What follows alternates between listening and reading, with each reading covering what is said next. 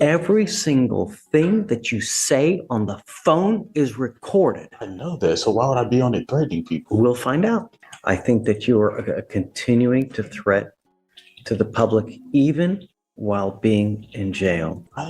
What criminal? I don't want you to say anything. That's okay. We're going to find out because I'm going to have them pull all the records, pull all the phone calls, and we'll listen to everything. Okay, but I can't call nobody. Literally nobody. So what? There's no TV in my tank. There's no nothing. What am I supposed to do? All right, guys. Today we're looking at a case where Judge Fleeser is dealing with a 19-year-old defendant facing multiple aggravated assault charges. And somehow, he thought it was a good idea to threaten witnesses while sitting in jail. It's a bold move, but not a smart one, especially in a courtroom where that kind of behavior gets shut down instantly. On top of that, the defendant is complaining about not having his phone or TV, acting more like he's inconvenienced than actually in serious legal trouble. It might sound ridiculous, but this situation highlights how serious witness intimidation really is, and how quickly it can pile on even more charges in an already bad case. What do you guys think about this situation? Drop your thoughts in the comments, and if you enjoy content like this, don't forget to like and subscribe.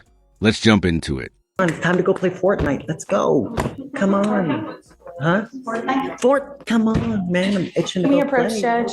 Whatever happened with Mr. Wiggins? Mr. Wiggins has some bond conditions to not speak to the complaining witness in an ag assault with a deadly weapon and an ag assault family member. He then went to jail and called her twice and her mom. I mean, what more can we do? Really? Take the phone away. Oh, yeah, that's a good point. We'll do it now. He also called not only under his own name, but he also called under 3 other inmates' names. Good morning, Mr. Wiggins. What? How's jail? Cool. It's come to my attention that you are violating the conditions that we set out in this court, flaunting it, and trying to get a hold of the complaining witnesses in these cases when we've told you not to. Go ahead. Yes, Judge. The deputy called me this morning and said that the defendant has called the complaining witness twice and the mother of the complaining witness as well. The deputy told me that while listening to these phone calls, he heard the defendant say things such as, "This is how you take care of things," and that everybody violates their bond conditions and talks to the complainants in these cases. He also heard the defendant make statements saying that he was going to continue to violate bond, and once he gets out, he was going to hire an attorney, but he had previously learned that the defendant was indigent, and so he took this to mean that the defendant was going to commit other criminal acts to get money to hire an attorney. This is honestly wild to me. Not only is he threatening witnesses in his own case, but he's basically admitting to planning future crimes at the same time. It's hard to understand how someone can be this careless, especially when they're already in serious trouble. At this point, it just feels like he's making everything worse for himself with every move he makes. I'm really curious to see how Judge Fleeser responds once the prosecutor lays everything out, because this situation is getting out of control fast. But I want to hear from you guys. What do you think the judge should do while this guy waits for trial? Taking his phone away seems like the obvious step, but is that really enough? Let me know what you think, and let's get back into it. Can you please notify the other courts as well that are so that they know as well? Yes, Judge. I just sent a full email to the felony prosecutor in case the deputy hadn't already alerted her. I just went ahead and did it. The deputy, again, is getting the transcripts for these calls, and that the defendant has been using 3 separate inmates' spin codes. That would be Jermaine Brown, Mark Diaz, and Dennis Compton. Your privileges are hereby revoked. You are not allowed to use a jail phone at all from now on. Do you understand? I think that you are continuing to threat to the public even while being in jail. So your privileges to use the phones at all are hereby revoked. Judge, I just, again. She just told you. Not even. Please stop. So And I just want to reiterate. Please go ahead. He's 19. You are taking away his ability to communicate with his family. But he's I making understand. additional threats allegedly, I you didn't know? threaten anybody. Okay, we're gonna get the records, but Okay. until I know that you're not a threat, I mean, He's typing everything. every single thing that you say on the phone is recorded. I know that. So why would I be on it threatening people? We'll find out. Because I'm gonna ask, could you mind please pulling all the records, getting all the phone calls, and we'll play them out here in court, and we'll see. And if it's not, then I will gladly give you your phone privileges back. But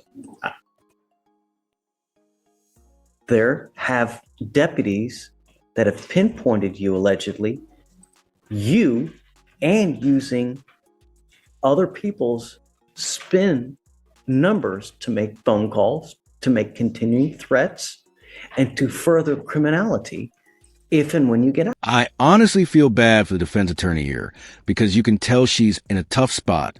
There's really no strong way to defend someone who's been caught intimidating witnesses, yet she still has. To try, her main argument comes down to his age, saying he's only 19 and wants to stay in touch with his family. But in a situation like this, that doesn't carry much weight. When you're facing serious charges and still making decisions like threatening people, the court isn't going to be very forgiving. And at 19, you're definitely old enough to understand the consequences of your actions, especially when you're already dealing with the law. What do you guys think, though? Is a defense attorney's argument reasonable, or should Judge Fleecer come down hard on him? Let's get back to it. What criminal? Well, I don't want you to say anything. That's okay. We're going to find out because I'm going to have them pull all the records, pull all the phone calls, and we'll listen to everything. Judge, I will also say that the defendant told the complaining witness, this is about the ag assault involving the firearm, that when she got shot, the defendant said that's what happens when you hang out with gangsters. So pull all that stuff, you know, and all that stuff gets.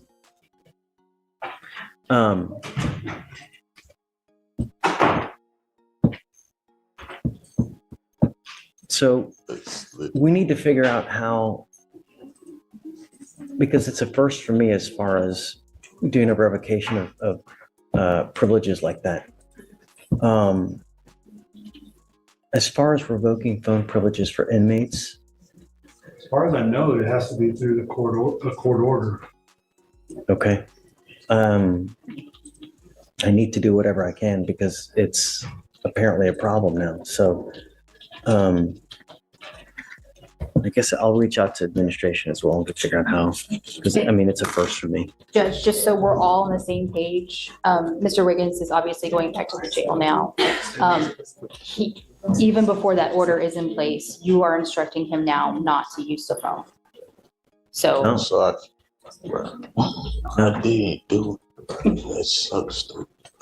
well, we'll get the tapes and Get it? We'll Okay, see. good. Okay, but I can't call nobody. Literally nobody. So what? There's no TV in my tank. There's no nothing. What am I supposed to do? It's jail. What's the point? Read a book. There is no books. I read every book in there. Yes. Yes. Okay. I can't trust you to use a phone, Mr. Wiggins. I mean, you know what's happening. I have other deputies that have alerted us to what's going on. I can't. That's it. I mean, you got to know when you're in the jail, there are eyes all over you. It's like at a casino. You literally have eyes all over you at all times. You got to know that whatever you're doing is always being looked at. Stay in bed. That's why I wasn't threatening nobody. I didn't say he's any. typing So- everything and then- you're saying. Asking them I to pull it. understand he's talking about I'm doing illegal things when I get out to hire a lawyer and all these other things. That's stupid. I never said anything about anything illegal. That's just So, what do you guys think about this case overall? Was Judge Fleecer being too lenient? Or was there really nothing more that could be done in this situation? Sure, taking away the phone might stop the immediate problem of him threatening witnesses. But does that actually fix anything long term? It's hard to say, especially when this guy keeps making the same reckless decisions over and over again. Watching someone dig themselves deeper into trouble like this is frustrating, and it doesn't seem like he's learning anything from it. Realistically, When someone already has multiple charges and continues acting like this, the odds are definitely not in their favor. The legal system takes witness intimidation very seriously, and it can easily add years to a sentence. At this rate, it feels like he set himself up for a very long time behind bars. Do you think there's still a chance for him to turn things around, or is he already too far gone? Let me know your thoughts in the comments, and tell me if you think the judge handled it fairly or if you would have done something different. Thanks for watching, and if you enjoyed the video, don't forget to like and subscribe for more daily content. Take care, and I'll see you in the next one.